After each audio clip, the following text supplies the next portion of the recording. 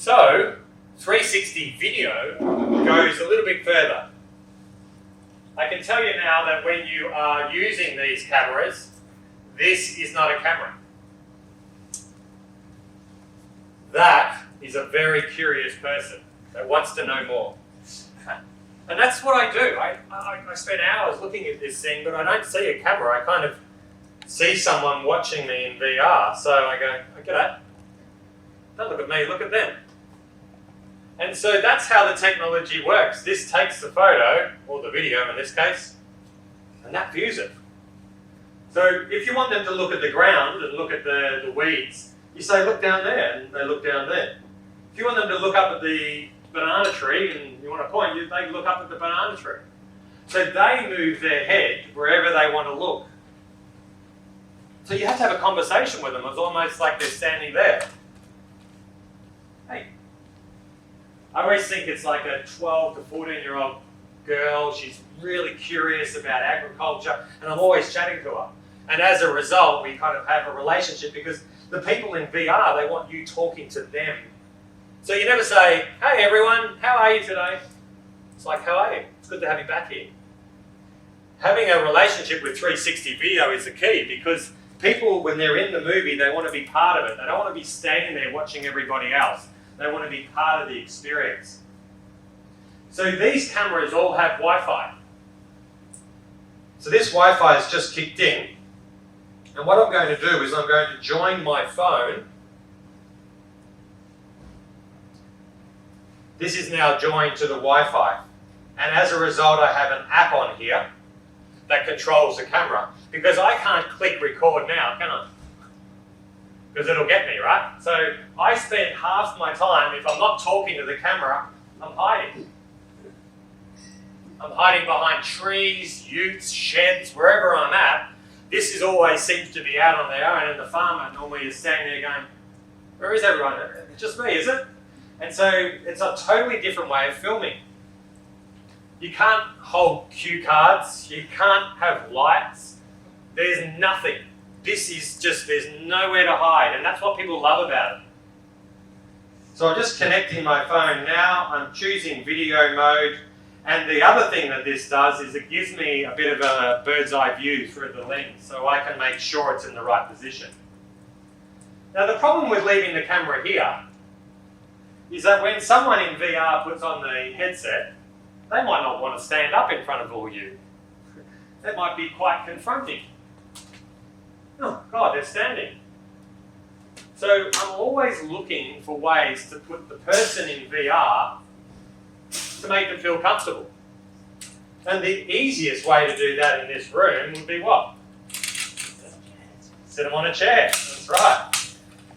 So think of it like you don't want to watch the person driving the tractor, you want to drive the tractor. So in this case, I would get a chair, I would sit my camera on the chair,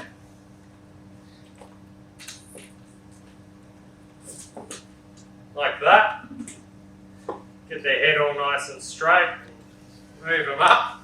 I would probably put a bit of pen and paper in front of them to feel like they're learning, occasionally a bit of branding. And if I'm happy with the shot, then I take the photo. But in this case, we're doing a video. So here we go.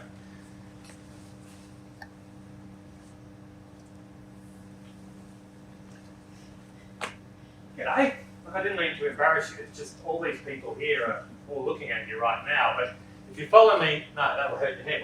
If you follow me around this way, you'll see all the people doing extensionAUS who are all communicating with their communities to enhance agriculture and really just regional, rural and remote living.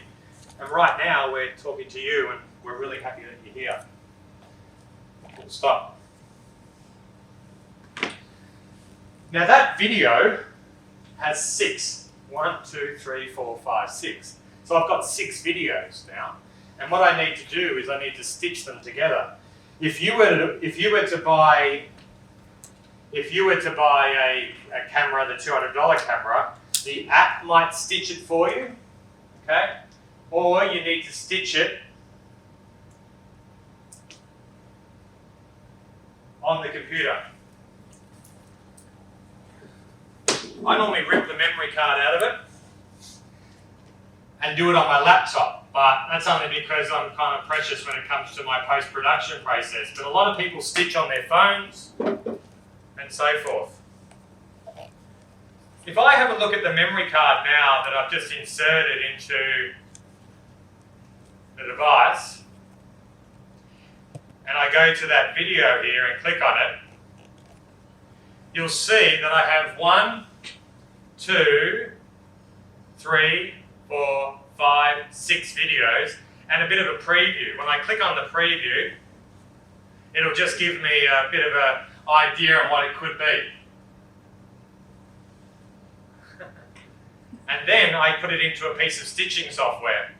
So all I do is I drag and drop it. It's really not hard, and if you guys were to do this, you know, I can help you outside of these walls, but honestly, you just get the folder, you drag it in, it goes, oh yeah, I know you.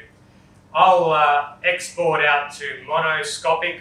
I could have gone to stereo, which allows for the 3D render, which is kind of cool. I'll export it out at 4K. I'll choose the folder. I've got one here for you guys. So I'm just choosing where I want to export to. And then literally, I just click add to batch and start all. Now if I've been filming all day, I might run this overnight, wake up in the morning and my computer's done it. But right now what it'll do, did I started, yeah. And so right now you can see it's working. Got about 4 minutes left. Once it's stitched, well, we can do a lot with it. First of all, we can watch it on our GoPro VR player. We don't need to upload it to the internet. All right, so I've got one that I got ready for you in case this took a bit of time. So this one here is wheat harvesting. We just drag it into here.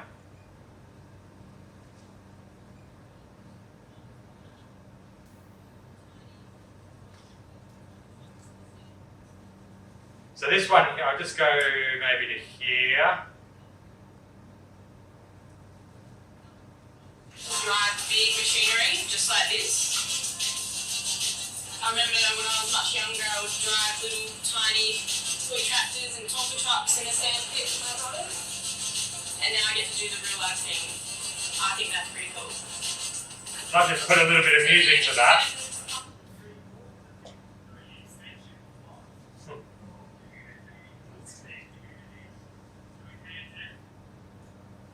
That's just stitching in the background. So even though I've got a 360 video, I can still watch it offline. I can look down, I can look up, look round and round.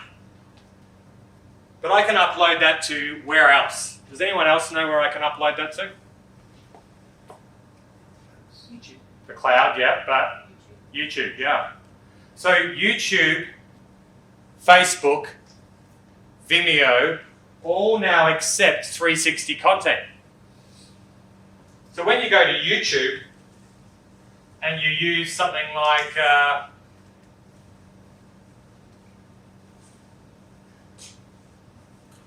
Dairy Farm 360 or Dairy Farm VR, 360 is a good one I use, or VR after your search term. You'll see one here. This is a couple of years old when I did this one. But the difference is you'll see up the top, it gives you the controls, look. And so you can move around. You can go up, down, and you can move it with the mouse. So we can upload this into YouTube and we can embed it on your website and people can watch 360 videos. But YouTube also has an app. So if you searched on that farm on the YouTube app and then you pushed on VR mode, you could slot your phone into this VR headset and you would be on the farm. In fact, you would be on the farm with that sprayer going over the top of your head. And when I watch kids and people watch this one, they all go like that and then they look. They think the thing's going to hit them. And that's the whole style that this is meant to do. It's meant to put the person on the farm to better explain and to excite and engage. So any questions regarding 360 video now? So that one that you filmed with the girl driving the header talking, she's presumably sitting in the driver's seat, and then you set that up with her in the... Yeah, now you're thinking. So sometimes I set it up in a dicky seat. So when the person in VR, they're looking at the driver. But if you want to make them feel like they're driving, you need to put it in front of the driver. So they're kind of leaning to the side. They've got this big camera in front of them. Yeah. But one of the best tricks that I ever learned. But when they're watching that with the headset on, they turn around and there'd be a person right there. Yeah. And that works as a bit of a novelty factor. Yeah. They don't look very long. They look up the nose if it's an old fella, you know. But you know, they turn around, they see Hannah, they hear her talking. Yeah. So you're right. If we did spin around here, we look straight into it. And then if we turn down, you can see that he's actually holding the camera for me at that point. And then as a result, when you watch it, you feel like you're driving it. And Hannah was amazing talent. Like all the kids love her. There she is. And you spin around, she was holding the camera for me, and she was filming. A bit blown out up there, but up there. Pretty exciting to see. Well done, everybody. It was you little lapel mics. These are gold. They're just a pair of necklaces. Oh, you got the Rode ones. So these I use religiously. This camera has a microphone. The other two that I show have microphones, but this will enhance it tenfold. So you've now got another use for your lapel mic. And you have to marry it up in the editing studio later on. But if you put that on your farmer or that on yourself and record your audio, and then you mix it together with the audio of that, what I normally do is I marry it up in the editing suite, and then I get rid of that audio and just have lapel. And the person talking, you can hear really clearly, especially if they're in a dairy and there's all that pumps and everything going on. So the key to success is not just where to put the camera, it's the audio as well.